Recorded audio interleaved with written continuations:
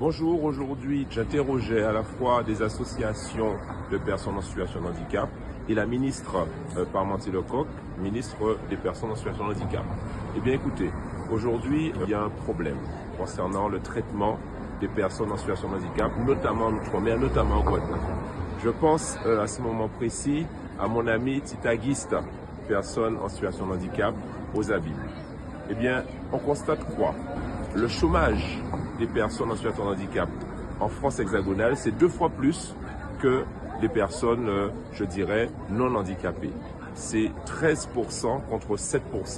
Mais en Outre-mer, figurez-vous que le chômage des personnes en situation de handicap, c'est 78% des personnes en situation de handicap qui ne travaillent pas.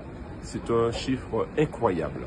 Et quand on va dans le détail, on comprend que en fait, ces personnes en situation de handicap ne peuvent pas avoir de l'accessibilité pour pouvoir accéder aux locaux, qu'ils soient administratifs ou commerciaux. On constate que leur employabilité dans les entreprises est trop faible. Et donc, ce qu'on demande maintenant, ce sont de vraies sanctions pour les entreprises ou les administrations qui ne peuvent pas accueillir correctement ces personnes en situation de handicap, qui ne les emploient pas. On veut aussi plus de formation pour ces personnes en situation de handicap.